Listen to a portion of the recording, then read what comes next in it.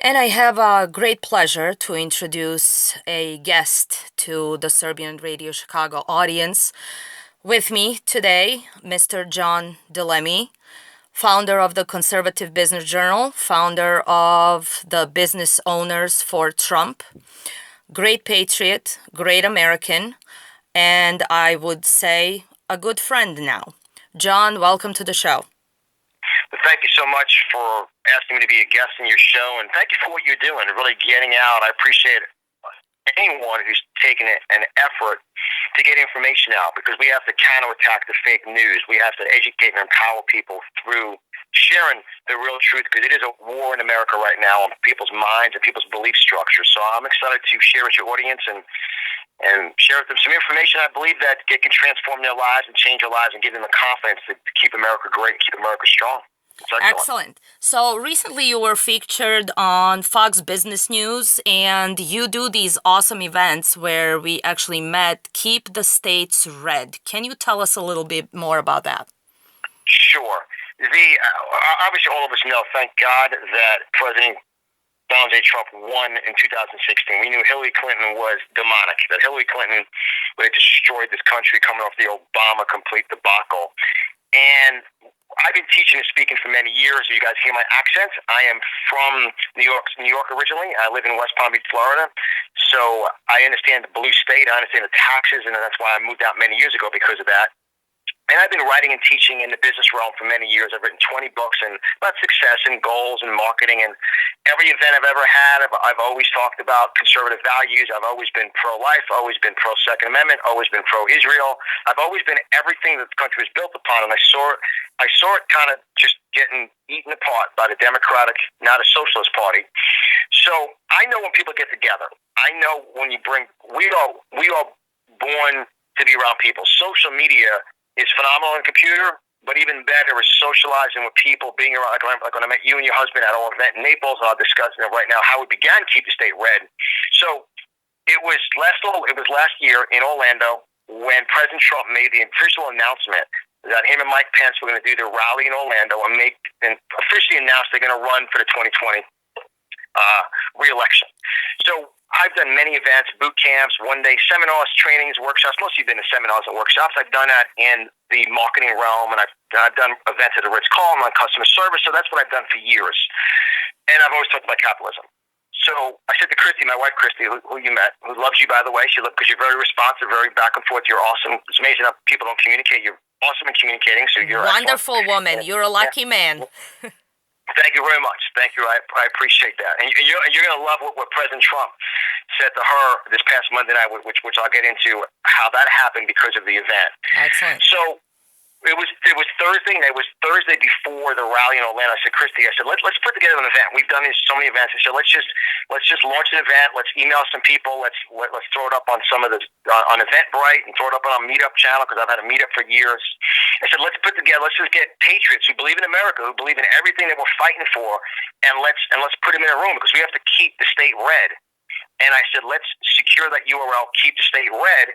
And now we do events where people come together who want to keep the state red. And as obviously you experienced the one in Naples, where it's a great night of networking, people getting together, having some great food, and seeing some other patriots. And then I will share some messages, obviously some messages to encourage them, to educate and empower people.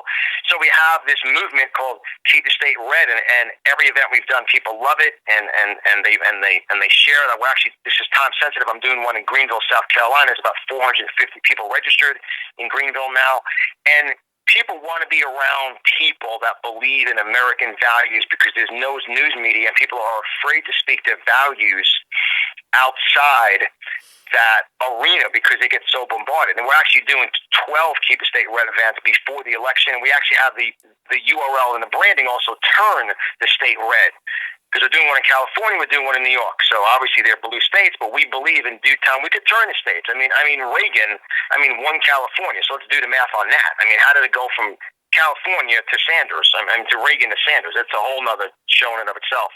So that's how we started to Keep the State Red. It's really educating and empowering people and bringing people together and allowing them to feel proud of their country and being proud of making America great again, and being proud of keeping America great, and being proud of a red hat, and being proud of building a wall, and and obviously the economy rocking and everything going on with President Trump and being proud. That's how that evolved, and it's just taken off. And I met Presley that night, who lives in South Carolina, and we opened up a great relationship, and that's how we ended up getting to meet President Trump in a private invite this past Monday night, which I can share more here in a few minutes.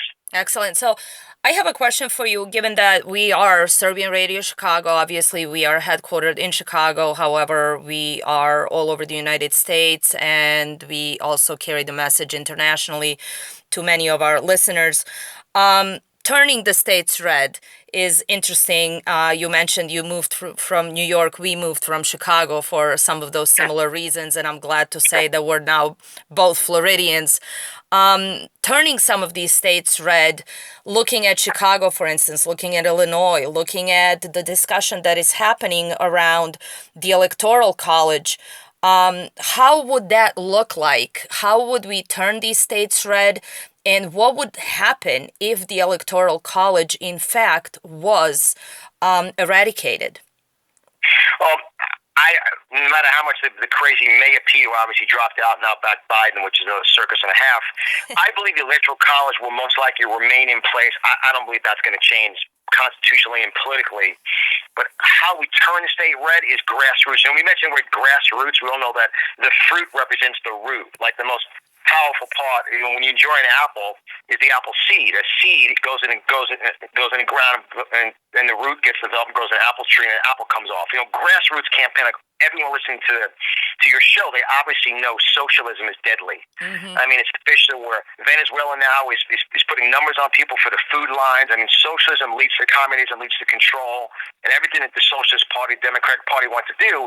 Obviously, you know better than anyone. Your listeners is they kind of it has the atmosphere. It kind of smells like communism. And what all of you have to do is educate people. Yeah, many of our listeners have lived through this. They know firsthand what it means to live in socialist and communist countries. Many of them, that is the reason why they came here. And that's why they have to stand up and share the truth. Look, it all sounds great from a platform, from a Bernie Sanders or a Joe Biden or any of the socialists in the Democratic Party. But let me tell you the truth. All of you listening, your words, one person can make a difference. Look at Roe versus Wade. Look what she did. All of you. And I always say, that's I believe right. God, everyone's born a champion. See, there's people listening right now that you want to speak your voice. Get your voice out. Share the truth. Grassroots. Start to redo the landscape. Start to redo the landscape within your state. Like I'm doing an event in New York. I think it's in May. The date we're setting in the next couple of days. Obviously, as a background in New York, where I'm going to call people out. Like, come on out. Let's have a live debate about what's going on in New York State, the taxes, and you educate people. So how you can turn a state red, and I believe in miracles. I believe God makes us all champions, and I believe there's people that can transform this world, because look, it went blue, so why can't it go red? And we do that by education and empowering. Like, obviously you were a guest on my podcast, and I use that to educate people and empower people and share the link and say, look, listen to that, take some notes, let's have a discussion. Exactly. And that's how I use my interviews, where I say, you may have, like, I'm interviewing this week, Pierre Wilson, who's the vice president of Brexit, and I've interviewed so many people, but the people are so uneducated with Trump being a racist. I mean, it's the most ludicrous statement ever. So I say, you know what? Listen to this interview, and then the facts, and then let's have a discussion. So that's how we can turn the states red. And all of you have so much power. Because I was born in Yonkers, New York. I never dealt with socialism. I dealt with Cuomo. I dealt with Cuomo's dad, Mario. Yes, so I dealt with Cuomo. I didn't deal with communism, but all of you that dealt with it, share it. Stand strong. You have a voice that can impact someone, and we have to go to the next generation. We have to get to the millennials, so they're all being just completely lied to in the universities. And that is just brutal. That is a great point, and I come from a university setting. I taught political science and American government. And unfortunately, what is happening in our higher education, in the universities and the college system, they have become centers of indoctrination. And I believe the greatest mistakes conservatives have made was to allow the education to fall into the hands of the Democrats or of the liberals. And we are having a great problem with that, because now it seems the pillars of the liberal power is the education, is the media, and even Hollywood, these celebrities that somehow think that from their higher ground can moralize to everybody.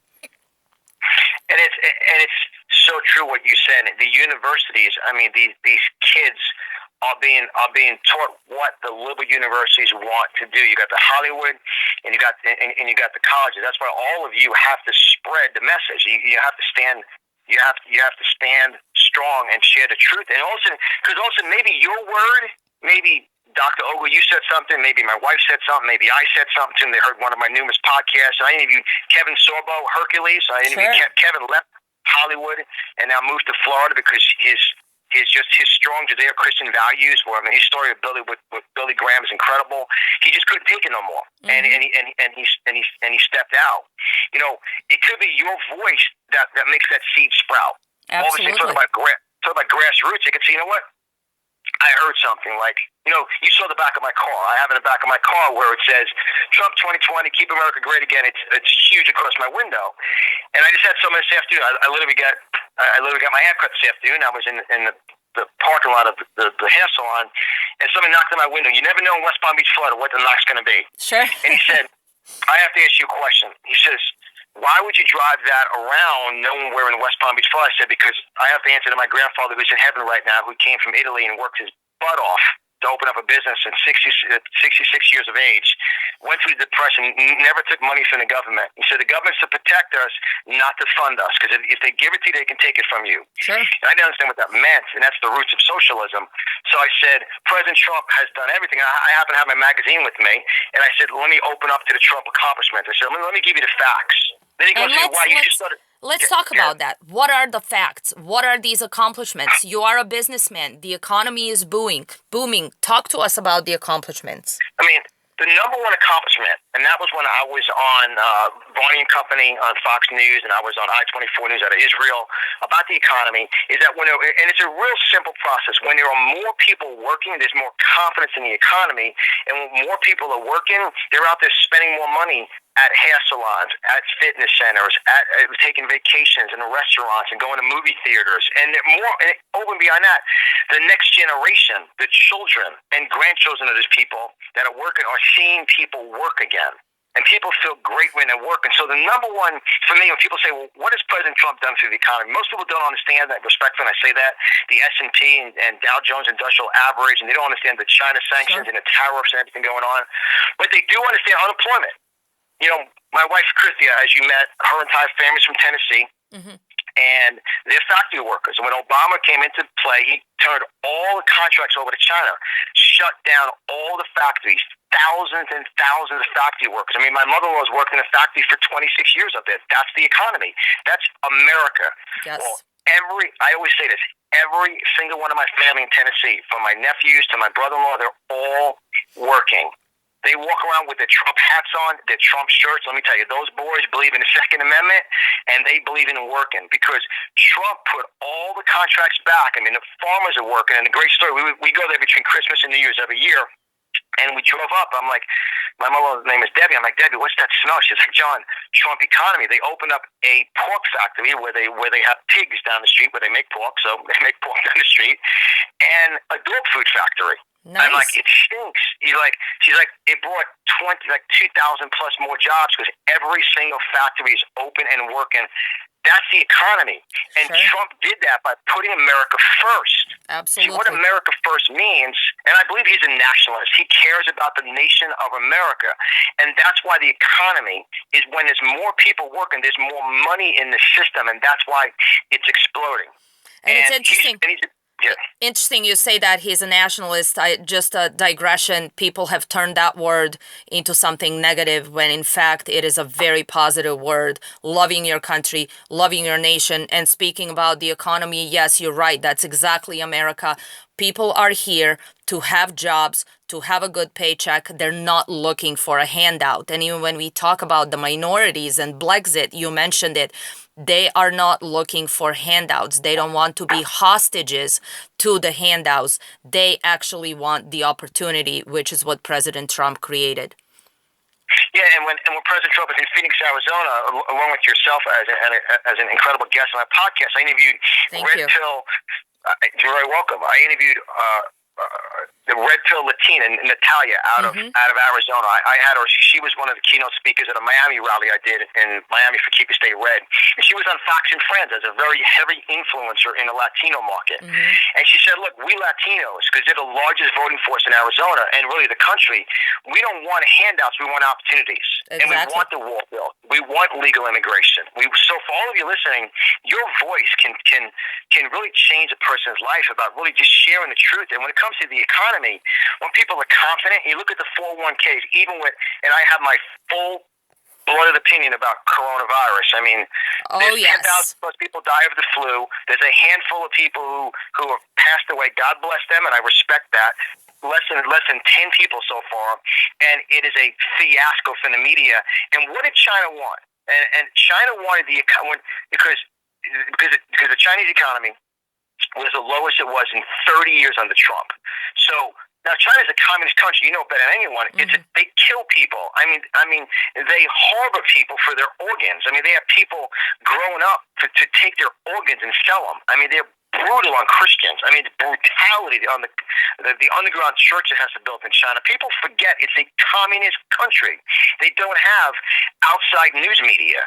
So all of a sudden, how do you shut down Hong Kong protests? It's interesting, right? Just get a virus going on. How fast do you shut down the protests, right? Dr. Olga?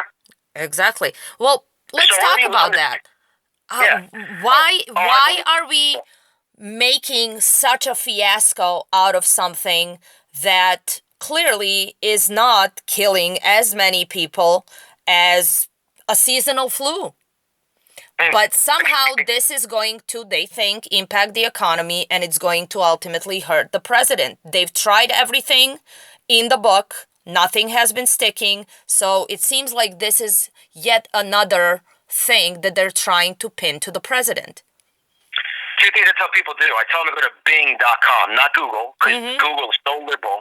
Because Google and the Google boys and girls are so liberal against Trump. So go to Bing.com and put in Bing and say the amount of U.S. deaths, people have died from the flu in the last 5 years. Just put in the amount of people who died from the flu. Now, the flu is a virus. And then put in coronavirus. When was the first time it was discovered? The coronavirus has been around for decades. It's just another strand of a virus.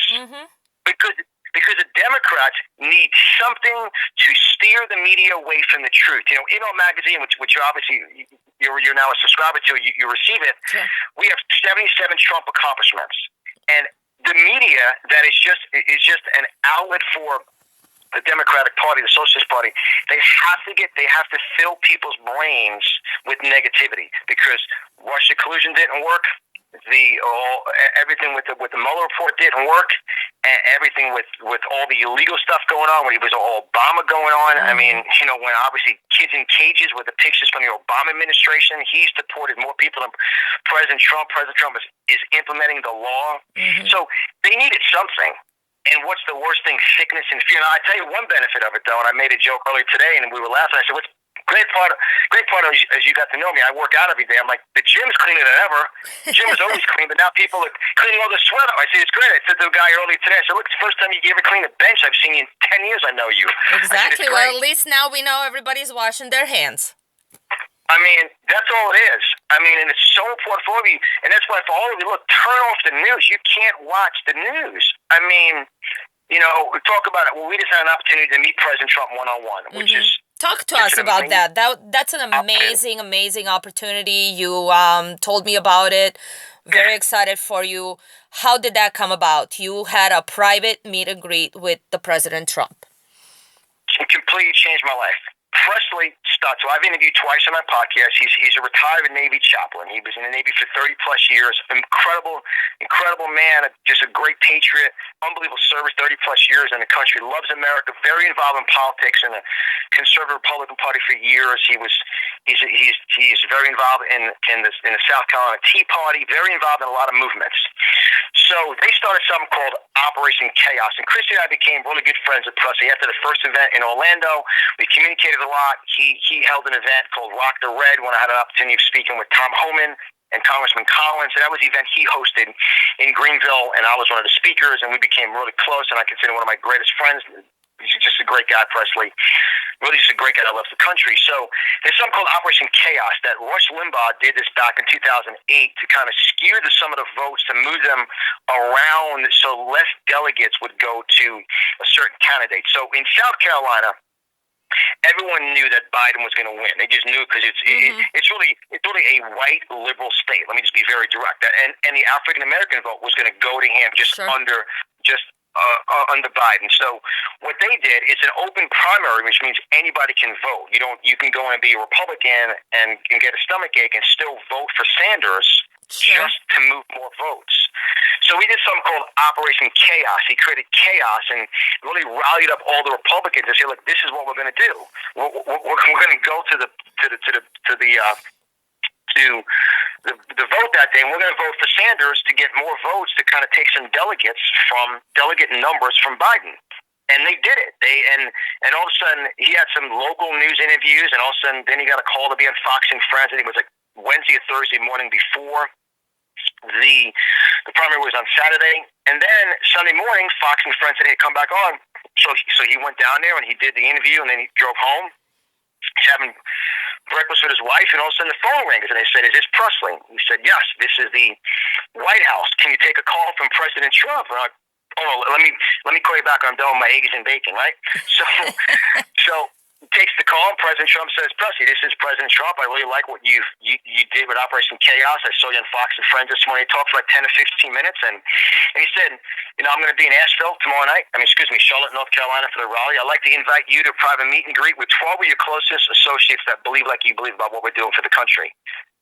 And then I texted Presley, and I said, "Presley, you should have shown on Fox and Friends the magazine of all Trump's accomplishments."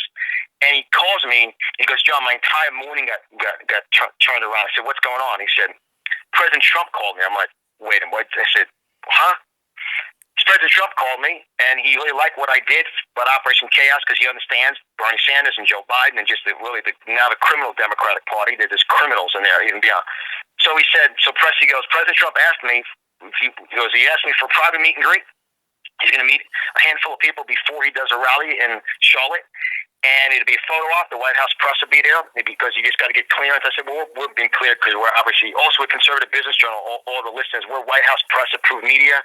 I've covered some rallies and all that good stuff. So we're clearance with the White House. We were down here once at the tarmac to meet President Trump at Air Force One. So we obviously have clearance with the White House."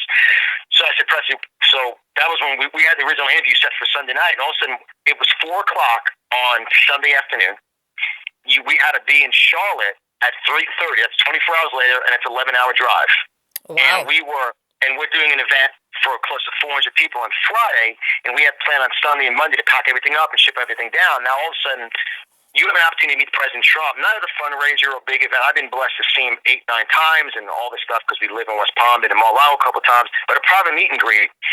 And I said, "Presley," I looked at Chris, I'm like, "We'll go. We'll figure this out." So we drove. We left like 11 o'clock at night, got there, went to the expedited entry for the rally, and we got in there. Because whenever you watch the rallies and you see President Trump point to the congressman or the special guest, we were sitting in the special guest section.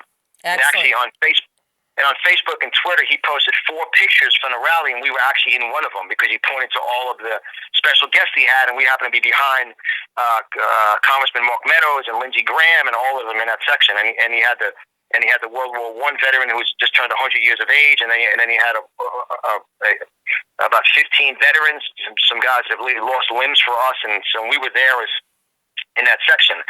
So the private meet and greet, and we all go in, and there was a White House kind of a concierge person that was with Presley with the 12 people, and she's like, "This is where your row is, and when the president's ready, we'll come and get you." And I'm sitting there like, this is. Meanwhile, we slept an hour because we drove past that hotel for an hour and a half, and then got up and then drove again just to get up there. When President calls, you drive. There's no question about it. You go, no matter where. And for everyone listening, and I just recorded a podcast last night. It's on my platform called 11 President Trump attitudes I felt when I looked him in the eyes.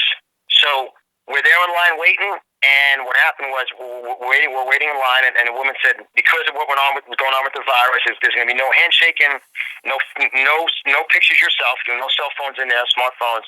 We'll take the White House press picture. You'll get the picture in about 2 weeks, and no signing it. President Trump will not sign anything. Well, you're going to love this story. It gets tremendous what happens.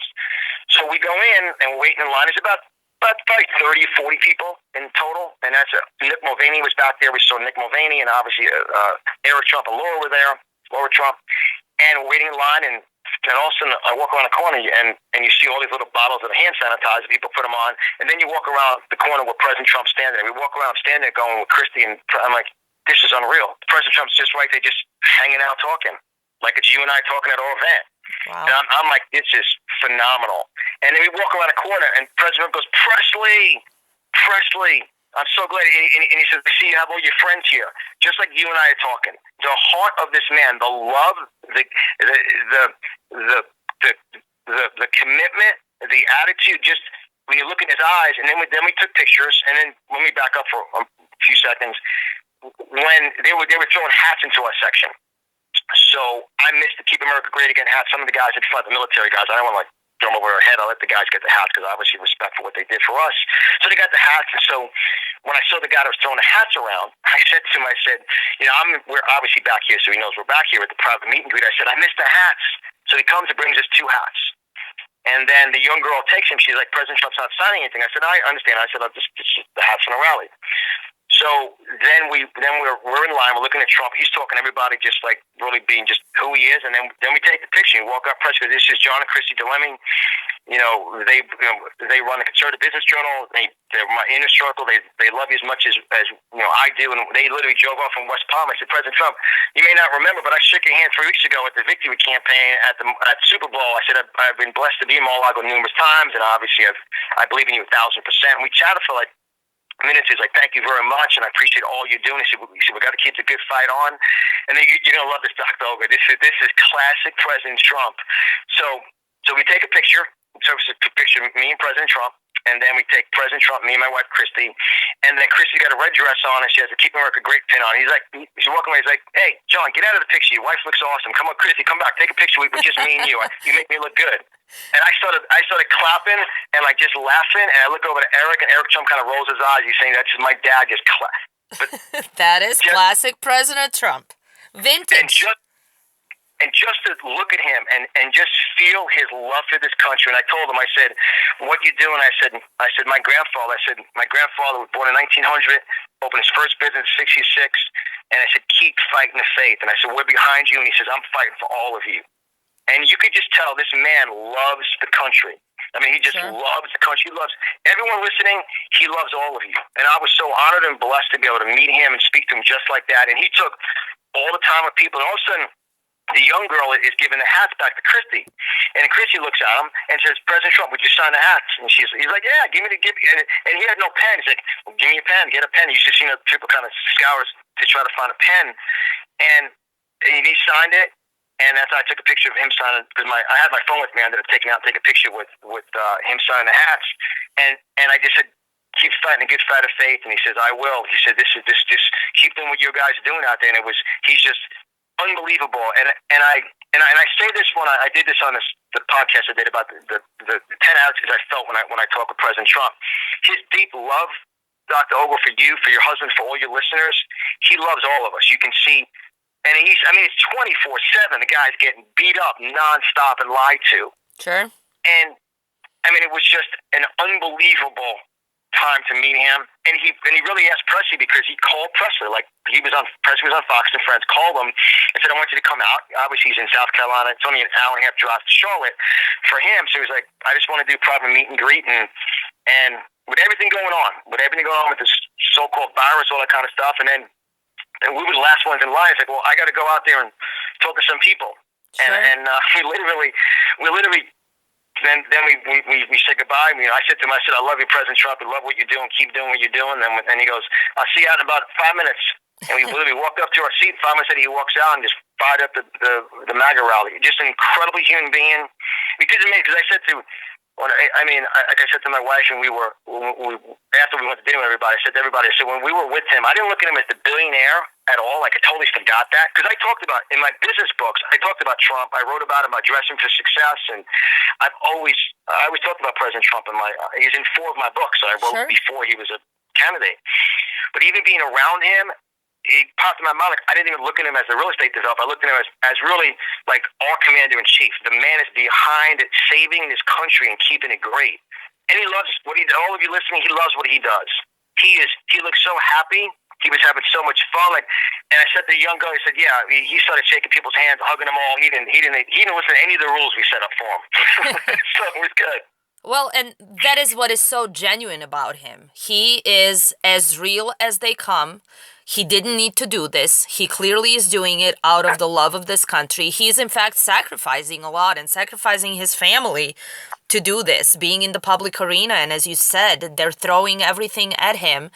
And luckily, nothing is sticking. But let's talk about the election. We have 2020, November coming up. Clearly, President Trump is the favorite. Everybody seems to be falling off the wagon on the Democratic chaos over there. We have Joe Biden and Bernie Sanders seemingly as the 2 final contenders. Elizabeth Warren, I guess, is still thinking whether she needs to stay in the race or not. Mike Bloomberg invested, about $500 million into this to win American Samoa on Super Tuesday. That was a great investment. So where are we at this point? What are your thoughts? My thoughts are the Democratic Party is illegal. They're illegal criminals. I did a big post about this today. I mean, it's a war, and we have to stand strong. President Trump will win in a landslide, but we can't take it for granted. I mean, you look at it's never happened before where Amy Klobuchar or Mayor Pete dropped out the night before the Super Tuesday, and then I believe it was a coup the whole time. I believe Bloomberg was just going to do all this and then back Biden. I mean, they were a criminal family. I mean, the Bidens between Hunter and him, they're criminals. I mean, anybody else would be in jail for all the. I mean, he's on camera doing a quid pro Joe. Sure. I mean, literally, sure. Joe. I mean, he's on camera saying, "Fire him or give me the money." I mean, his son's making close to $90,000 a month with it's. All of you listening, that's why it's important. I mean, Hillary Clinton is a criminal. I mean, it's a 2-tier justice system. And nobody knows that better than the Serbian people, let me tell you. Yeah. Yeah. And that's why we have to vote. We have to get everyone to register to vote, and we have to stand strong and use our voices. I talk about the circle of 5, circle of 10. All of you know 5 or 10 people have influence. You have influence at the dry cleaner, the hair salon, the fitness center, whatever you guys do in your normal day, grocery store. I always tell circle of 5, circle of 10. And we have to stand up. I even said after we were having dinner with everyone after the rally, I said, can you imagine like waiting in line and even as I say this, Doctor, right, my stomach like cringes, like I got a stomach poisoning. Like I couldn't imagine like shaking Joe Biden's hand or being next to him. I would be worried about my wallet or him doing something to my wife. I mean, the guy's a nasty man. He cannot help himself, clearly. I mean, you guys didn't realize. I mean, this is my grandfather coming out of me. That's what I do. But he's a freak show. I mean, he's a nut job. But let me ask you this. Bernie Sanders is all about wealth redistribution. Last time around, his votes got redistributed. His electorates got redistributed. It seems that he is into it again. Is this a coup against Bernie Sanders? Oh, I believe 1,000%, because the Democratic Party, the elitists in the Democratic Party, look what's going on. I mean, this is time sensitive. Bloomberg dropped out today and backed Biden. I mean, but this is what we have to watch. But this is the party that has been wrong over and over again about so many things, and they are clearly wrong again about Joe Biden. He cannot carry this. And here's the problem. What's going to happen in 2020 is when they lose, we have to be like reconnaissance. We have to be like warriors, because the question is, who's going to be running in 2024? It's not going to be Biden or Sanders, and obviously Mayor Pete and Amy are not equipped, and any of them up there. I mean, they're not. So who is going to rise up out of this party to destroy this country? That's why we have to. That's why we're going to turn the burners on with Conservative Business Journal, more influencers, more live events, more Keep the State Red event, all of them, because it is going to be a war. Because Bernie Sanders' followers, he has a presence.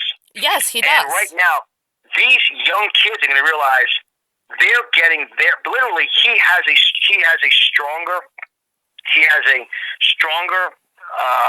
foundation than anyone else, a stronger base, and they're robbing it from him. I mean, even somebody I know, a young kid at the gym, he knows where I'm at. He doesn't know a clue about life. He goes, I said to him, what about your boy Bernie getting stolen from? I said, what are you going to do? So you're going to vote for Trump, or you're going to expose the really Democratic Party? It's a joke. He's like, John, I have to agree with you. I said, well, you're going to probably vote for Trump because your boy's getting robbed. I mean, Sanders is going to get robbed again because it's a coup. Sure. And it's interesting, they are eating their own, because there was another candidate, we may again disagree with her on much of the policy, Congresswoman from Hawaii, Tulsi Gabbard. They pushed her off from the debate. She actually just won 2 delegates on Super Tuesday, but I don't think they will allow her. I think they will change the rules and will not allow her to be on that debate stage. She is a war veteran. She is a woman of color.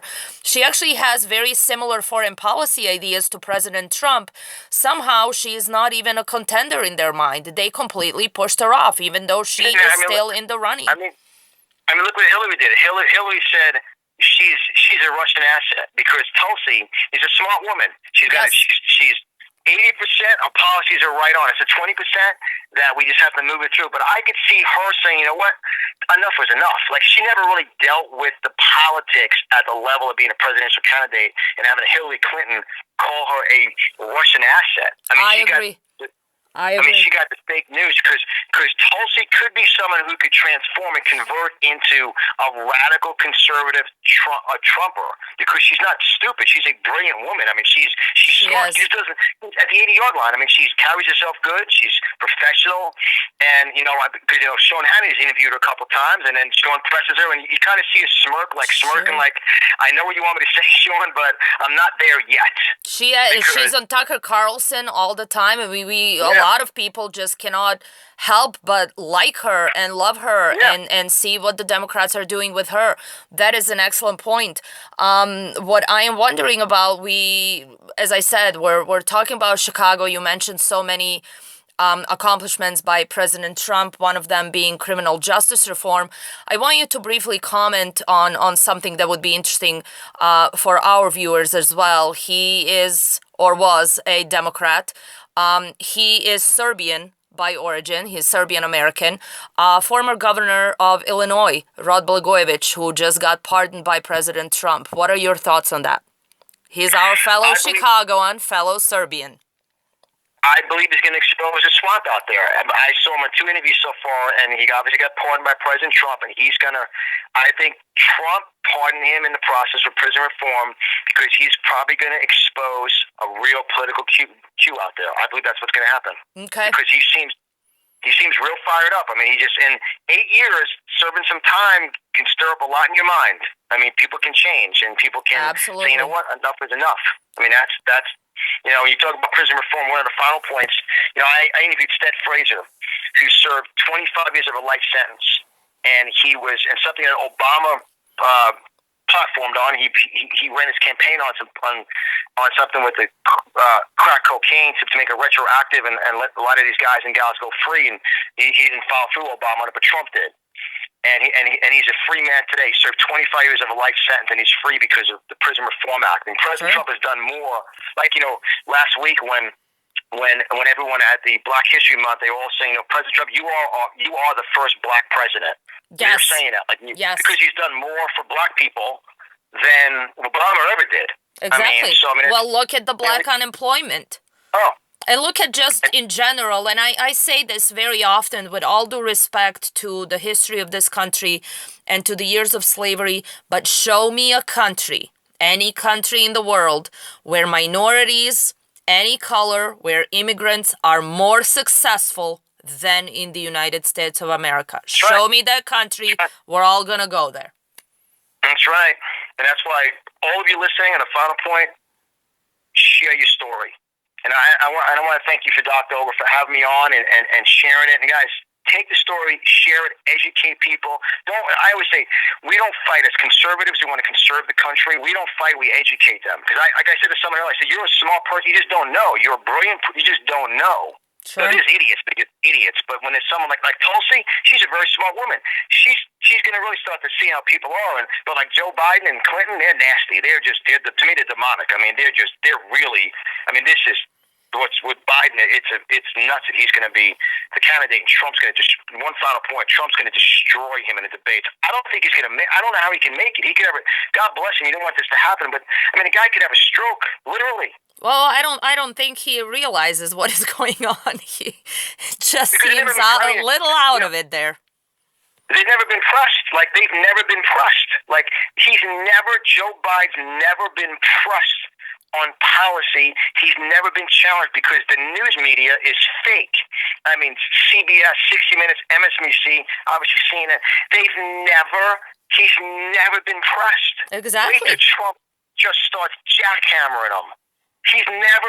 I don't know how he's going to make it, because as someone who's done a lot of interviews and speaking, and I don't know. There's no way Joe's going to do it. There's no way he can do it. Well, it will be interesting for sure. We got to grab a lot of popcorn and some beverages. That's right. Well, thank you so much for being a guest on our show. It was such a great pleasure having you on. Obviously, we're going to keep in touch. We're going to have you back, I hope, soon. And we're going to keep these states red, and we're going to win in November. Excellent. Thank you very much, and I appreciate your time and having me as a guest. Thank you. Thank you.